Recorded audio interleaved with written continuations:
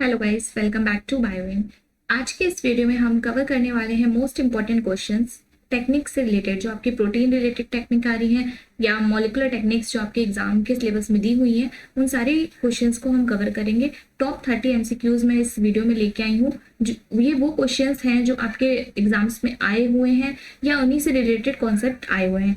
तो ये क्वेश्चंस इतने इंपॉर्टेंट है कि अगर आप ये वाला वीडियो के जितने भी क्वेश्चन है लगा के जाते हैं तो आपके टेक्निक के क्वेश्चंस गलत नहीं होंगे और आपको समझ में आएगा कि उसको कैसे सॉल्व करना है। कई कई बार हम टेक्निक्स पढ़ लेते हैं पर टेक्निक से क्वेश्चंस कैसे सॉल्व होते हैं वो हमें नहीं पता होते। हमें टेक्निक्स आती है बट एमसीक्यू सॉल्व नहीं होते हैं। तो इस वीडियो को देखने के बाद आई होप आपका सारा डाउट क्लियर हो जाएगा और सारे के सारे जो टेक्निक से रिलेटेड क्वेश्चन आएंगे वो आपके क्लियर हो जाएंगे। क्योंकि इसी वाला जो ये वाला जो कॉन्सेप्ट है या सिलेबस का जो ये वाला पार्ट है, इसमें बच्चों को सबसे ज़्यादा दिक्कत होती है क्योंकि उन्होंने जितनी भी टेक्निक्स है वो सारी प्रैक्टिकली नहीं की होती है, बस थियोरेटिकली पढ़ी होती है। तो उसी से रिलेटेड हम क्वेश्चन देखते हैं। आगे बढ़ने से पहले अगर मेरे चैनल को आपने सब्सक्राइब नहीं किया है तो इसी तरीके के वीडियोस और भी चैनल पे ऑलरेडी पड़े भी हुए हैं, आप वो भी देख सकते हैं और आगे भी आने वाले हैं तो वो भी आप देख सकते हैं। ठीक है, चलिए शुरू करते हैं आज का वीडियो। सो हमारा पहला क्वेश्चन है, gel filtration chromatography separates protein on the basis of. तो जो जेल फिल्ट्रेशन क्रोमेटोग्राफी है वो किस बेसिस पे प्रोटीन को सेपरेट करती है? तो हमें पता है जेल फिल्ट्रेशन क्रोमेटोग्राफी किस बेसिस पे करती है, हमारा साइज एंड शेप के बेसिस पे। ठीक है, साइज एंड शेप के बेसिस पे एक जेल हम लोग ऐसे लेते हैं और उसके अंदर बीड्स डालते हैं और बीड्स के ऊपर से हम अपना सॉल्यूशन डालते हैं और यहाँ से क्या करते हैं, इल्यूट होता है। ठीक है, तो ये साइज अकॉर्डिंग टू हमारे सॉल्यूशन में किस तरीके के साइज के पार्टिकल्स पड़े हुए हैं, उनका शेप क्या है, उस बेसिस पे ये जेल फिल्ट्रेशन क्रोमेटोग्राफी इसको सेपरेट करती है। ठीक है, चलिए नेक्स्ट क्वेश्चन देखते हैं। तो नेक्स्ट क्वेश्चन है, this forms the basis for separation of proteins in the first dimension of 2D gel electrophoresis. तो देखिए 2D जेल इलेक्ट्रोफोरेसिस का मतलब है 2 डायमेंशन। ठीक है, 2D का मतलब हुआ 2 डायमेंशन। 2 डायमेंशन मतलब फर्स्ट डायमेंशन क्या है और सेकेंड डायमेंशन क्या है। तो फर्स्ट डायमेंशन इस क्वेश्चन में पूछी गई है। तो पहले हम अपने प्रोटीन को पीआई के बेसिस पे करते हैं एंड नेक्स्ट जो हमारी होती है वो मोलिकुलर बेसिस पे होती है। तो ये जो फर्स्ट डायमेंशन है वो क्या है, पीआई के बेसिस पे यानी कि आइसोइलेक्ट्रिक पॉइंट के बेसिस पे। और नेक्स्ट जो सेकेंड डायमेंशन है, अगर आपसे सेकेंड डायमेंशन भी पूछते हैं तो सेकेंड हम लोग किस बेसिस पे करते हैं, पहले हम अपने प्रोटीन को पीआई के बेसिस पे सेपरेट कर लेते हैं। जब वो आइसोइलेक्ट्रिक पॉइंट के बेसिस पे सेपरेट हो जाते हैं उसके बाद हम इसे मॉलिक्यूलर मास के बेसिस पे सेपरेट करते हैं। इसी को हम बोलते हैं 2D gel electrophoresis. Okay, just a minute, कुछ गड़बड़ हो गया, हम वापस अपने क्वेश्चन पे पहुंचते हैं। जी ठीक है, तो पहला हमारा ऑप्शन क्या हो जाएगा, पीआई करेक्ट हो जाएगा। चलिए नेक्स्ट क्वेश्चन देखते हैं। नेक्स्ट क्वेश्चन है, the discovery of tag polymerase was की the wide range of usage of polymerase chain reaction PCR this enzyme was isolated from। तो ये क्वेश्चन बहुत ही कॉमन है, आप लोगों ने अपने 12th लेवल पे ही पीसीआर रिएक्शन पढ़ी हुई है। तो पीसीआर में जो यूज करने वाला हमारा सबसे इंपॉर्टेंट पॉलीमरेज होता है वो होता है टैग पॉलीमरेज। अब इन्होंने इतना बड़ा क्वेश्चन दे रखा है थ्योरी फॉर्म में, बट उसका मकसद क्या है पूछने का कि टैग पॉलीमरेज जो है वो उसका आइसोलेशन कहाँ से हुआ है। तो हम सबको पता है कि वो कहाँ से हुआ है, थर्मस एक्वेटिकस। थर्मस का टी लिया गया है एंड देन एक्वेटिकस का AQ लिया गया है। थर्मस क्या है, जीनस है, एक्वेटिकस क्या है, स्पीसीज, आपको पता होगा। ठीक है, तो वो कहाँ से लिया गया है टैग पॉलीमरेज, थर्मस एक्वेटिकस से। ओके, चलिए नेक्स्ट क्वेश्चन है हमारा, बहुत ही इंपॉर्टेंट क्वेश्चन है और बहुत ही रिपीटेड क्वेश्चन, बहुत बार आता है। Variable number of tandem repeat VNTR in the genome is used for. तो VNTR क्या है, आप नाम से ही समझ में आ रहा है कि variable number of tandem repeat. जो जितने भी आपके स्पेसिफिक जीन्स के लोकेशंस होते हैं वो क्या हो रहे हैं, रिपीट हो रहे हैं। जो जीन्स हैं वो क्या हो रहे हैं, रिपीट हो रहे हैं, उनके बार बार सीक्वेंस आ रहे हैं। जैसे कि एक सीक्वेंस है, थोड़ी दूर बाद फिर से वही सीक्वेंस आ गया, फिर से वही सीक्वेंस आ गया। तो ये VNTR कहाँ आपका यूज किया जाता है, मोस्टली DNA फिंगरप्रिंटिंग में। ठीक है, जब आपको पहचानना होता है कि अगर बेबी रिकॉग्नाइज करना है कि कौन से पेरेंट्स का है तो ये VNTR जो है वो वर्क करता है वहाँ पे। तो DNA फिंगरप्रिंटिंग में VNTR का सबसे ज्यादा वर्क होता है। बाकी जो ऑप्शन है मैं इसलिए आपको नहीं डिस्क्राइब कर रही हूँ क्योंकि आपके पास टाइम कम है। आप ये वाले जो क्वेश्चंस आपको देख रहे हैं वो सारे अगर आप एज इट इज याद करेंगे, बाकी अगर मैं एक्सप्लेन करने बैठूंगी तो शायद आप कंफ्यूज हो जाएंगे। ये टाइम है नहीं कंफ्यूजन का, तो आप केवल इसको याद करते चलिए। ठीक है, चलिए नेक्स्ट क्वेश्चन देखते हैं। नेक्स्ट क्वेश्चन क्या है, in gel filtration chromatography separation of proteins are based on their. तो ये वही वाला क्वेश्चन आ गया, जेल फिल्ट्रेशन क्रोमेटोग्राफी में सेपरेशन कैसे होता है, तो हमने अभी बताया है कैसे होता है, साइज एंड शेप के बेसिस पे। ठीक है, नेक्स्ट क्वेश्चन देखते हैं। Genetic map distances are measured in. तो जेनेटिक मैप डिस्टेंसेस किस बेसिस पे मेजर की जाती है, तो वो बेसिस की जाती है सेंटी मॉर्गन। ठीक है, इसका फुल फॉर्म क्या है, सेंटी मॉर्गन।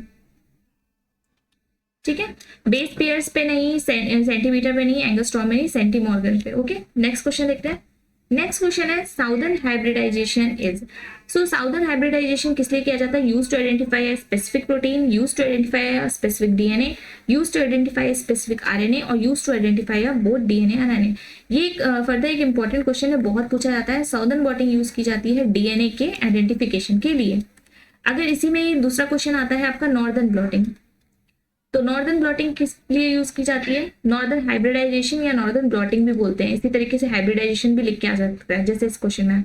तो नॉर्दर्न ब्लॉटिंग हम करते हैं आरएनए के लिए, एंड वेस्टर्न के लिए क्या करते हैं, वेस्टर्न ब्लॉटिंग हम करते हैं प्रोटीन आइडेंटिफिकेशन के लिए। ठीक है, चलिए नेक्स्ट क्वेश्चन देखते हैं।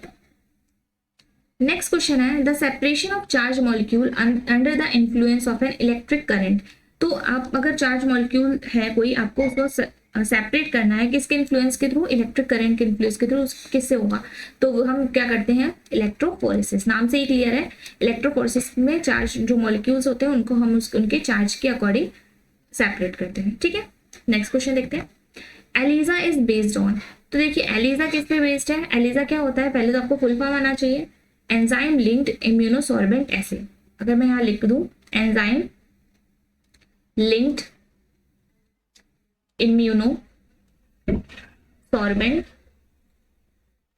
ऐसे। ठीक है, फुल फॉर्म आपको याद होना चाहिए, फुल फॉर्म भी पूछ सकते हैं। किस पे बेस्ड होता है, एंटीजन एंटीबॉडी इंटरेक्शन, ये तो होता ही है इस पे बेस्ड। मोस्टली जो आपका क्वेश्चंस होंगे उनको यही वाला आंसर मिलेगा। यहाँ पे लिखा है एंटीजन प्रोटीन इंटरेक्शन, तो एंटीबॉडी भी आपकी क्या होती है, प्रोटीन ही होती है, तो एंटीजन प्रोटीन इंटरेक्शन भी आपका ऑप्शन यहाँ पे सही है।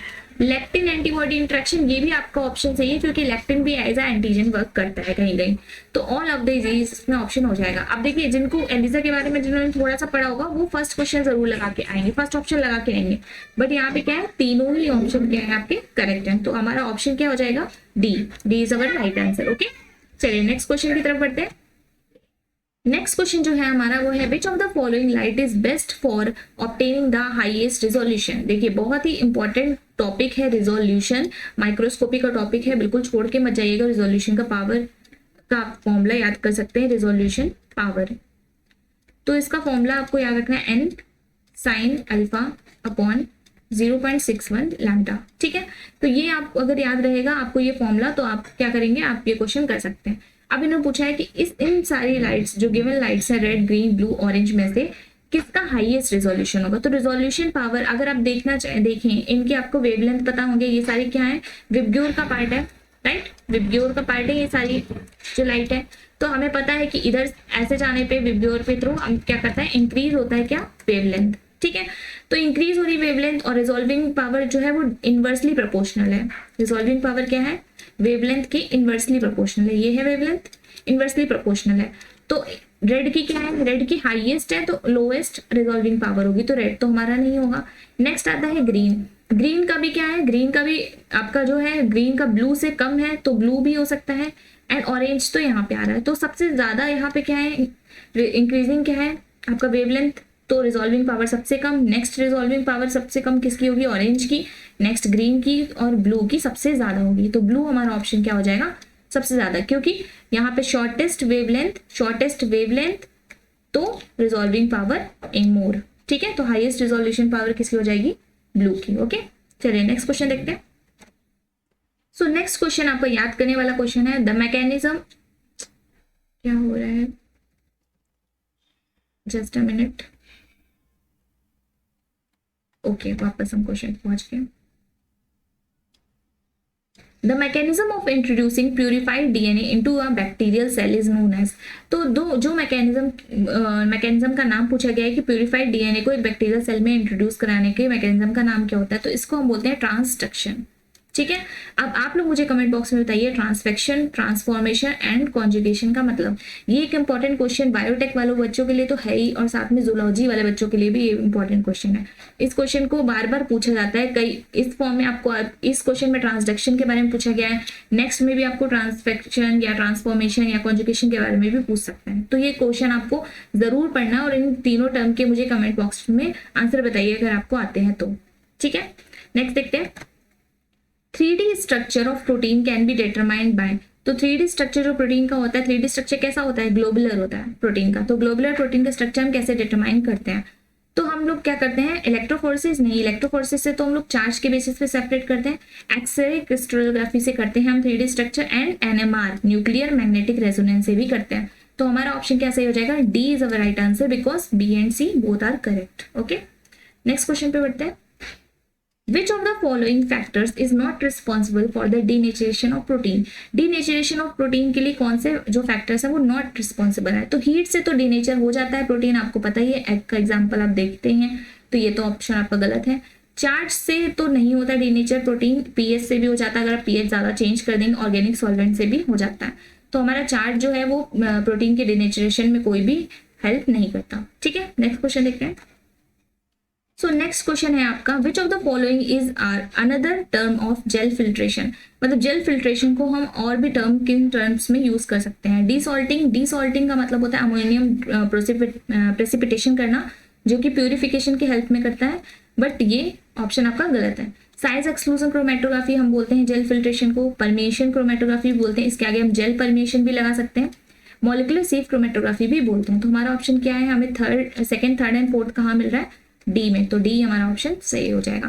तो ये क्वेश्चन आपको याद रखना है, क्योंकि कई क्वेश्चन में अगर आपसे जेल फिल्ट्रेशन क्रोमेटोग्राफी पूछ रहे हैं, उसी का नाम आपको घुमा के पूछ सकते हैं, एक नाम और पूछ सकते हैं। यहाँ पे साइज एक्सक्लूजन लिखा है, साइज एक्सक्लूजन की जगह मॉलिक्यूलर एक्सक्लूजन क्रोमेटोग्राफी भी पूछ सकते हैं। ठीक है, तो आपको टर्म्स याद करने हैं। नेक्स्ट क्वेश्चन देखिए। नेक्स्ट क्वेश्चन है, what is the principle of TLC? TLC is what, thin layer chromatography. ठीक है, थिन लेयर क्रोमेटोग्राफी। तो थिन लेयर क्रोमेटोग्राफी किस प्रिंसिपल पे बेस होती है, तो ये बेस होती है एड्सॉर्प्शन के प्रिंसिपल पर। तो पार्टीशन का तो यहाँ से कोई लेना देना ही नहीं होता। एब्जॉर्प्शन और एड्सॉर्प्शन में लोग कंफ्यूज होते हैं। तो एब्जॉर्प्शन का मतलब होता है जब कोई एक जो पार्टिकल है वो दूसरे पार्टिकल को अपने अंदर एब्जॉर्ब कर ले, पर एड्सॉर्प्शन का मतलब होता है कि वो सरफेस पे ही होल्ड करके रखे। तो इसमें आपको बिल्कुल भी कंफ्यूज नहीं होना है कि थिन लेयर क्रोमेटोग्राफी एड्सॉर्प्शन पे बेस्ड होती है, ना कि एब्जॉर्प्शन पे। ओके, चलो, तो ऑप्शन सी हमारा राइट आंसर हो जाएगा। नेक्स्ट क्वेश्चन देखते हैं। In chromatography, the stationary phase can be dash supported on a solid। तो stationary phase chromatography में क्या क्या हो सकता है, सॉलिड और लिक्विड, लिक्विड और gas, solid only, liquid only. तो हमारा सॉलिड और लिक्विड दोनों ही क्या हो सकते हैं, एक स्टेशनरी फेज की तरफ वर्क कर सकते हैं, जो कि सॉलिड पे सपोर्ट हो। गैस नहीं हो सकता, क्योंकि गैस आपको पता है स्टेशनरी हो ही नहीं सकती। ठीक है, तो आपको सॉलिड और लिक्विड याद रखना है। नेक्स्ट देखिए, the stationary phase between in thin layer chromatography. Stationary phase जो थिन लेयर क्रोमेटोग्राफी में मोस्टली यूज होता है वो होता है हमारा सिलिका जेल। तो ये क्वेश्चन भी लर्न करने का है, आपको लर्न होना चाहिए। ठीक है, सो ऑप्शन सी क्या है हमारा right answer, silica gel. Next question देखिए, centrifugation is not employed in which of the following process. Centrifugation कौन से फॉलोइंग प्रोसेस में एम्प्लॉय नहीं होता, to squeeze out water from wet clothes. तो हमारी वॉशिंग मशीन देखिए आपने, वॉशिंग मशीन में जब हम कपड़े सुखाते हैं तो वो भी क्या होता है, सेंट्रीफ्यूगेशन के ही प्रिंसिपल पे वर्क करती है। ठीक है, तो ये ऑप्शन तो आपका होता है। For blood and urine test ये भी होता है, इसमें ब्लड प्लाज्मा जो होता है, प्लाज्मा और WBC RBC इसको अलग अलग करने के लिए यूज करते हैं सेंट्रीफ्यूगेशन का। Separate butter from milk cream ये भी होता है, क्योंकि डेंसिटी के बेसिस पे हमारा सेंट्रीफ्यूगेशन होता है, तो बटर का हैवी होगा क्रीम से, तो उस बेसिस पे भी हम इसको यूज कर सकते हैं। Different pigment from extract of a flower petal. Flower petal से हम डिफरेंट पिगमेंट नहीं निकाल सकते सेंट्रीफ्यूगेशन की हेल्प से। ठीक है, तो हमारा ऑप्शन डी हो जाएगा, राइट आंसर हो जाएगा, क्योंकि सेंट्रीफ्यूगेशन इसमें वर्क नहीं करेगा। नेक्स्ट क्वेश्चन देखते हैं। DNA glycosylase are associated with. तो कौन से इसमें DNA रिपेयर प्रोसेस में DNA ग्लाइकोसिलेज एंजाइम वर्क करता है, तो ये वर्क करता है आपका बेस एक्सीजन रिपेयर के बेसिस पे। ये लर्न होना चाहिए आपको, ये इंपॉर्टेंट है, ये क्वेश्चन बहुत रिपीट होता है, ये क्वेश्चन बार बार पूछा जाता है, तो आपको ये लर्न कर लेना है। ठीक है, नेक्स्ट देखते हैं। The method for locating specific genes in chromosome is known as. कौन सा मेथड है जिसमें स्पेसिफिक जीन्स का क्रोमोसोम में आपको दिखाई देती है, तो ये मेथड होता है इन सीटू हाइब्रिडाइजेशन। ठीक है, इसको हम फिश भी बोलते हैं, फ्लोरोसेंस इन सीटू हाइब्रिडाइजेशन दूसरा रूप है इसका। तो ये भी आपको दे सकते हैं, ये भी दे सकते हैं, तो आपको दोनों ही याद रखने हैं। चलिए नेक्स्ट क्वेश्चन देखिए, फिर से आ गया, प्रिंसिपल पूछा गया है सेंट्रीफ्यूगेशन का। तो हमें पता है सेंट्रीफ्यूगेशन का प्रिंसिपल क्या होता है, साइज रिडक्शन प्रिंसिपल ये तो नहीं होता, फिल्ट्रेशन तो होता ही नहीं, क्रोमेटोग्राफी होती है, इवापोरेशन भी नहीं होता, सेडिमेंटेशन प्रिंसिपल होता है। सेडिमेंटेशन मतलब ब्रेक होके नीचे बैठना, तो मतलब डेंसिटी के बेसिस पे होना को हम लोग बोलते हैं सेडिमेंटेशन। तो ये हो गया सेंट्रीफ्यूगेशन का प्रिंसिपल। ठीक है, नेक्स्ट देखते हैं, for gel filtration chromatography of proteins which of the following is true. Gel filtration chromatography के लिए कौन से फॉलोइंग जो है इसमें ट्रू है, तो लार्ज और elongated protein enter the pores in the beads, ये तो है कि एंड क्या, देखिए मैं बना के दिखा देती हूँ। अगर हमने ये एक टेस्ट ट्यूब ले रखा है, यहाँ पे हम छोटे छोटे बीड्स डाल देते हैं जेल फिल्ट्रेशन क्रोमेटोग्राफी में, और यहाँ से हम अपना सॉल्यूशन डालते हैं। सॉल्यूशन में हमारे लार्ज पार्टिकल्स भी होंगे और स्मॉल भी होंगे। तो छोटे वाले जो पार्टिकल्स होते हैं वो इन बीड्स में फंस जाते हैं क्योंकि उनका शेप छोटा होता है और इन बीड्स के अंदर आसानी से चले जाते हैं। पर जो लार्जर पार्टिकल्स होते हैं वो इजीली यहाँ से निकल जाते हैं और सबसे पहले निकलते हैं। ठीक है, तो अगर आपसे इस क्वेश्चन में पूछते हैं कि लार्ज पार्टिकल्स पहले निकलते हैं या स्मॉल, तो आपको पता होना चाहिए जेल फिल्ट्रेशन क्रोमेटोग्राफी में large particle elute first then smaller particles. Okay, so large और elongated protein enter the pores in the beads, ये तो रॉन्ग है क्योंकि एंटर कौन से बीड्स के अंदर कौन से एंटर हो जाते हैं, स्मॉल पार्टिकल्स, क्योंकि उनका साइज छोटा होता है और वो इजिली चले जाते हैं। Small protein enter the pores in the bead, ये आंसर आपका सही है। लार्ज और elongated protein elute from the bottom of the column later नहीं फर्स्ट। यहाँ पे अगर फर्स्ट लिखा होता तो ये आपका ऑप्शन क्या होता, सही हो जाता, पर अभी ये ऑप्शन क्या है, गलत है। Small protein elute first from the bottom, तो स्मॉल प्रोटीन क्या होते हैं, लास्ट होते हैं, ये भी ऑप्शन आपका गलत है। कौन सा सही है, बी। नेक्स्ट देखते हैं, molecule as large as 10 MB mega bases can be separated using, तो मॉलिक्यूल जो लार्ज बेसिस के होते हैं लाइक 10 मेगा बेसिस, वो PFGE के थ्रू करते हैं, पल्स फील्ड जेल इलेक्ट्रोफोरेसिस। क्या है इसका, पल्स फील्ड जेल इलेक्ट्रोफोरेसिस। ठीक है, ये क्या होते हैं, लार्जर मॉलिक्यूलर लाइक DNA के जो लार्ज फ्रेगमेंट्स होते हैं उनको सेपरेट करने के लिए PFGE का यूज करते हैं। नेक्स्ट देखिए, hybridomas are produced by using, hybridoma technology पे क्वेश्चन बहुत आता है कि टेक्नोलॉजी क्यों यूज की जाती है, for production of monoclonal antibodies, ये भी आपको याद रखना है, मोनोक्लोनल एंटीबॉडीज। इससे रिलेटेड आप चीजें पढ़ लीजिए क्योंकि ये बहुत ज्यादा इंपॉर्टेंट है हाइब्रिडोमा टेक्नोलॉजी। तो इसमें क्या करते हैं, antibody producing myeloma cells with B cells, ये तो नहीं होता, माइलोमा सेल्स से तो नहीं लेते हैं antibody. Antibody producing spleen cell with myeloma cells, हाँ स्प्लीन सेल से जरूर लेते हैं।